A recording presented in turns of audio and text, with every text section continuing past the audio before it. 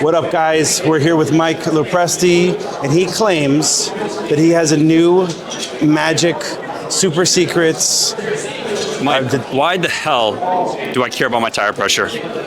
Well, quite simple. Underinflation wastes a lot of fuel and makes your tires wear out prematurely.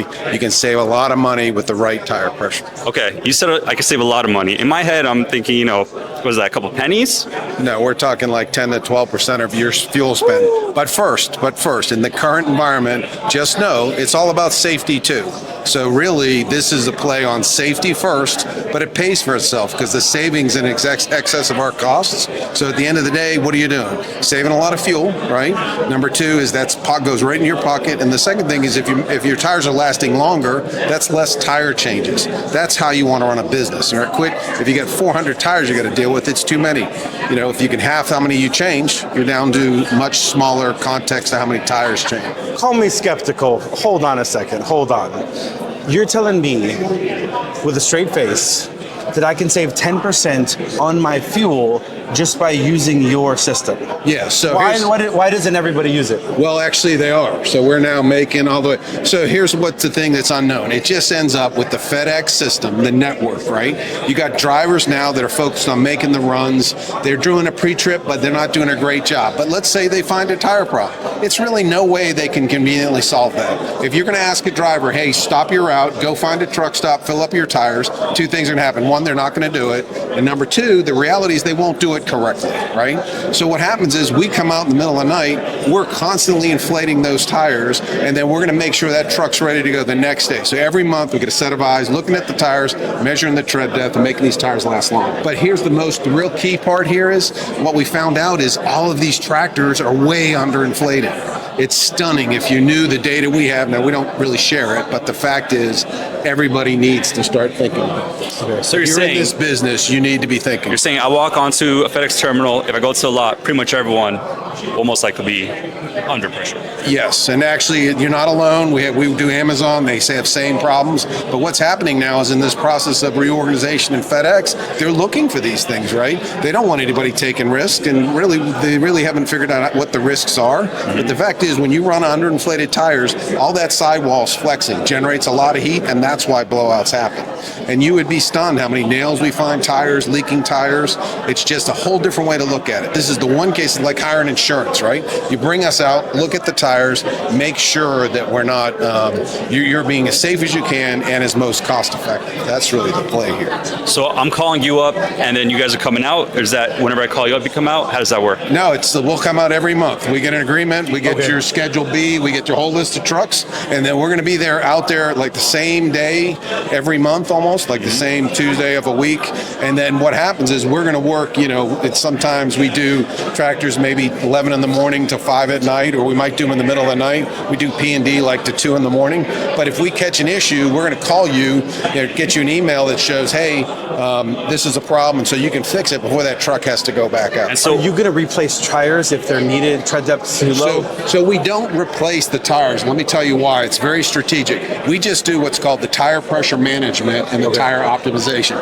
The reason we don't want to replace the tires, or if there's a tractor issue, we got to tell you about it, is because we want you to correlate. Let's say you got a bad rim, bent rim, bad alignment, right? Well, that truck is a driver connected to that truck, and when you're looking at your numbers, we want you to know, hey, I got a truck problem, the maintenance is high, who's the driver, right? We want you to be able to correlate that so you can run your business and you have that feedback, right? If we go fix all that stuff, the problem is going to end up being is you won't be able to attribute it to a driver, and then that becomes an issue.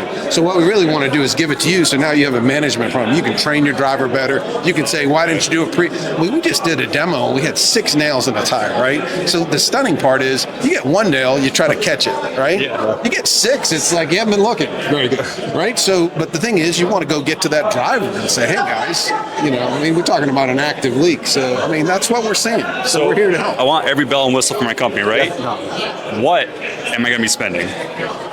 So for a 10-tire tractor, on the East Coast, it's $199.95 per month. But you typically are going to save $350 to $400 per month. It's on fuel savings, and it's also going to be on tire wear savings. But remember, you're going to get the full fuel savings right away. The tire wear, it's going to take a little while, right? What does that mean? At the end of the year, you thought you had replaced, 75 tires, and all of a sudden you're going to get away with 60 tires or something, depending on your fleet size.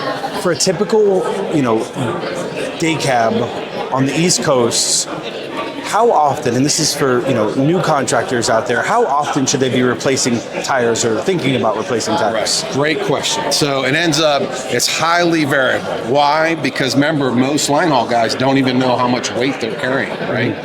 So we know that the guys that are running, overnight and the big teams, we can get a couple 100,000 miles on their tires, right? What we actually do is for every tractor, we measure where they are, and then we actually start to show, here's the increase. And so it's not unreasonable that you can get 150,000 miles off a decent set of tires if you take care of them. Right now, the problem is because there's not much maintenance, tire pressure maintenance, guys are just throwing money away, and it's a shame. Let me ask you this question. This is something that Darius and I have thought about all the time. Give me your opinion about running the super singles, the wide ones, versus the traditional.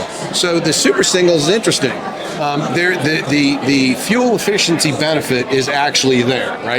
Less weight, there's a lot of advantages. The knock on super singles is if you have an issue, you end up, it's hard, you can't limp to a truck stop or whatever. So that's the real big knock. But the reality is, given the weight, the cost of the tire, it is actually a very good play. What's interesting about that is we have a great interest in it, right? Because we think with our service, we can almost ensure that super single will run better.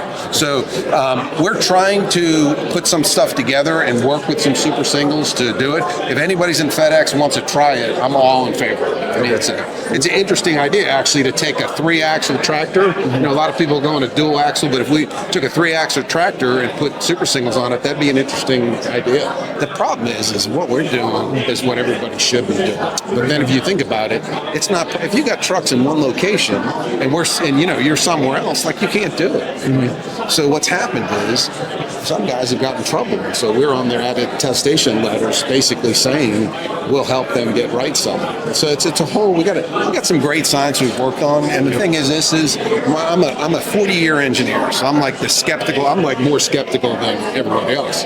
The problem has been is we've been doing this now quite a bit. We've done 50,000 tires, and the fact is it works. And I have yet to find that anomaly case. It's out there because there's always going to be a case, but we tell them, look, if you're doing a great job in maintaining your tires, we may not be able to help you much. But the reality is in this space, it's just not really done well.